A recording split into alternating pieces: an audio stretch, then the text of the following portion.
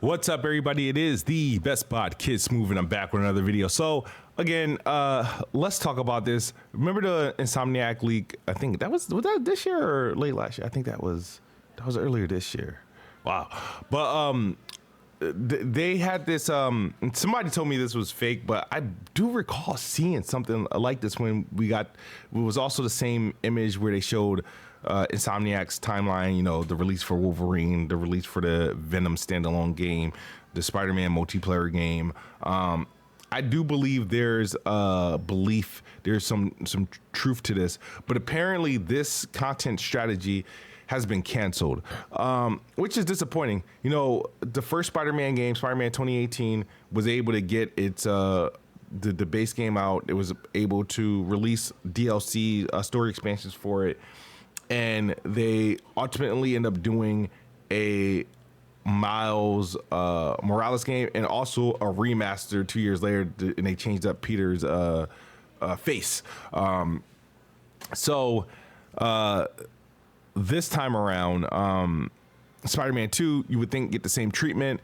If you played the game, there was some teases that you would think would have to occur either in a follow-up game or some DLC. One of the biggest things that I felt, I think after you do like if you finish off a side quest, I forget what the side quest was, who it was associated with, but it had something to do with the symbiote, obviously related to Venom, and then you meet the person that ultimately who's probably going to be Carnage.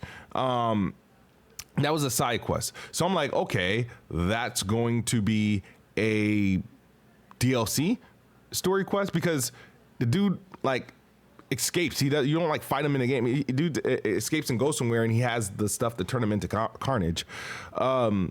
So you figure that would be DLC, or it's going to be a part of Spider-Man 3, but I don't know how big of a villain Carnage is. But the Spider-Man formula, honestly, it's been multiple villains at the time. You know what I mean? You'll have like 2 or 3 primary villains that pretty much plays out through the entire game. So like with the last Spider-Man 2, it was Kraven and Venom essentially.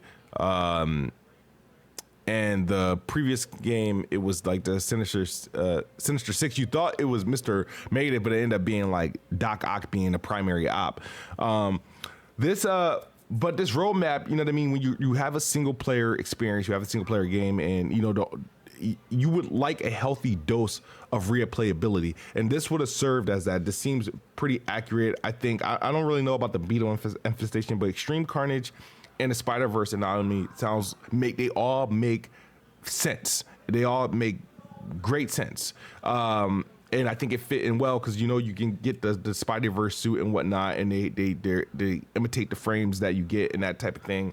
And then the Spider-Man 2 Gotti edition. So pretty much this got axed, and now ultimately what we got is it was the announcement that Spider-Man 2 is coming to PC, and it's coming on January 30th, which is probably, for a major PlayStation game, it's probably the shortest time gap between games, outside of the games that are already launched day and date. But the stuff that came bred from like first party, this is a very short. Maybe Returnal was shorter. I think Returnal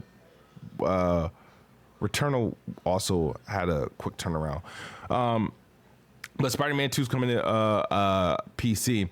Now, again, I'm not sure what it is. I believe Spider-Man 2 was successful on the sales wise. It still shows up on the sales chart. So I don't think it was like a financial, failure for them. They put a lot of money into it. I'm pretty sure it generated a lot of money. Pretty decent game. And I like when single player games do additional content, because it doesn't truly become a one and done. You have like the return effect. This is why I love Dead Island 2 so much, is because they support a game with multiple expansions.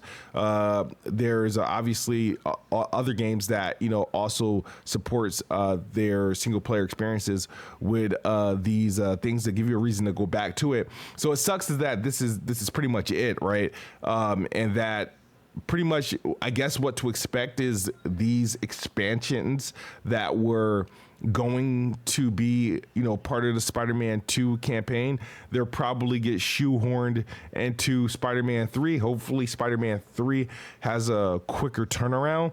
And these are just, instead of them having those filler side quests, they'll have a more plausible side quest, unless these are, big enough to be prime main missions and whatnot. But maybe they put this content into the next game. But generally, a lot of this stuff is typically built out prior to the release game. They don't build these after they release the game. This is usually, they start working on this immediately while the original game is still in development. So who knows, man? But it is disappointing. It's true, if it's true, because again, I enjoy Spider-Man 2. I had no issues with it. I mean, I had some qualms. I feel like there's parts of the game, to be, in my opinion, I feel like it was a up-to-date version of the Amazing Spider-Man 2 game that came out in like 2015. When you think of the story and you think of the campaign and you think of the mechanics, but obviously it looked like Insomniac used that formula as a cheat sheet, and they executed it very well. Nah, that's all I got for this particular video. I just wanted to give a comment on this because I do think it's disappointing. But Spider-Man's coming out for PC. I mean, I guess I don't know, really matters, especially if there's going to be PC players, buying the PS5 Pro. I assume Spider-Man 2 enhancements will be there. I don't know how big of a difference it's going to be. Clearly you can, build or buy a PC today that should clear PS5 Pro enhancements for sure. But, it would be a worthy upgrade. Me personally, I